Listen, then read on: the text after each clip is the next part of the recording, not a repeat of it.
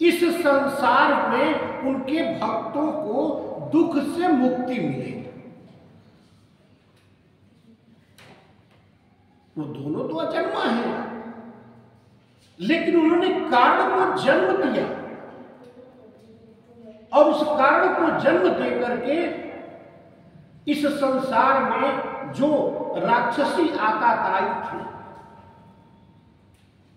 उनका नाश करना आवश्यक था। और बच्चों,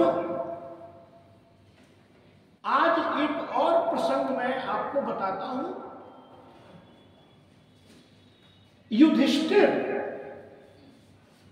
युधिष्ठिर उसको कहते हैं जो युद्ध में भी स्थिर हो। तो कृष्ण जी ने युधिष्ठिर जी को होली से जुड़ी हुई एक अद्भुत कथा सुनाई। उसके पहले तो यही पता था कि भगवान प्रहलाद को होलिका जलाने के लिए लेकर के बैठी थी और होलिका जल गई, प्रहलाद बच गए और उसके बाद होली का उत्सव मनाया जाता है। यह भी सत्य है। लेकिन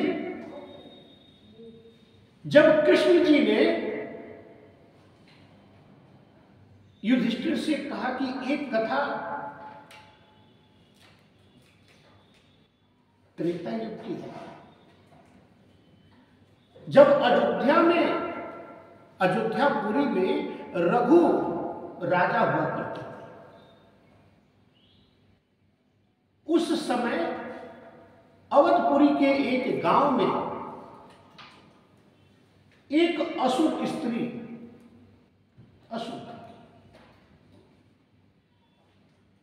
वो प्रतिदिन उस गांव में किसी ना किसी को खा जाती थी और फिर उसके बाद गायब हो जाती थी। फिर रात्रि में विचरण करते हुए निशाचर बोले ही जाते हैं। निशा अर्थात रात, अचर मतलब चरने वाले, जो रात में चलते थे और दिखते भी नहीं थे। राजा रघु तक जब ये प्रसंग पहुंचा तो गुरु वशिष्ठ जी से उन्होंने राय लिया, सुझाव लिया कि क्या किया जाए। तब गुरु श्री वशिष्ठ जी ने उस गांव के लोगों से कहा कि आप लोग उपले, लकड़ी और भी जो काष्ठ पदार्थ हैं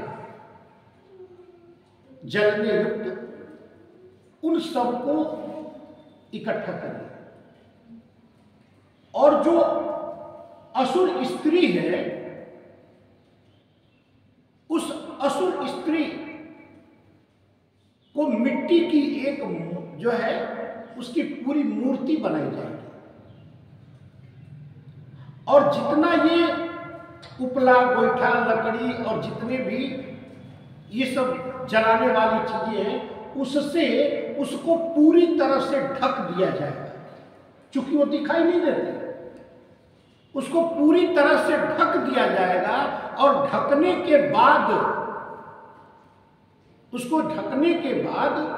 एकदम जब वो दिखाई ना दे तो उसके बाद मंत्रोच्चारण के बीच उसमें अग्नि प्रज्वलित किया जाएगा और वो मूर्ति उसमें जल जाएगी तो वो असुर स्त्री भी मर जाएगी। उसको मारने का यही बस एक तरीका है। तो फिर उसके बाद गांव के लड़कों ने मिल करके और मूर्तिकारों ने मूर्ति बना दी उस असुर स्त्री का। देखा कोई नहीं था लेकिन काल्पनिक रूप से तैयार कर दिया कि असुर जो होती है कैसी होती है, विभत्स चेहरा, डरावना।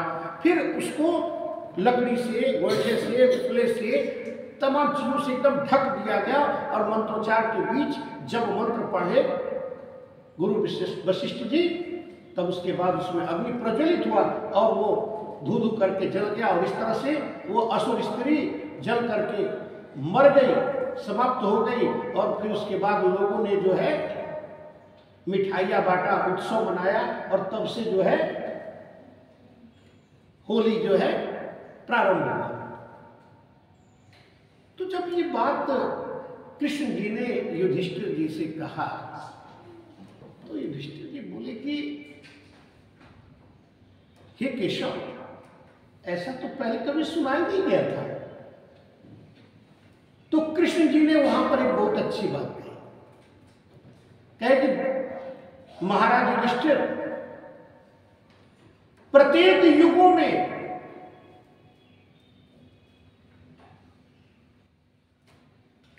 वही कार्य दोहराए जाते हैं, बस उसके रूप, स्वरूप और नाम और लोग बदल जाते हैं। त्रेता युग में होली उस तरह से मनाया गया।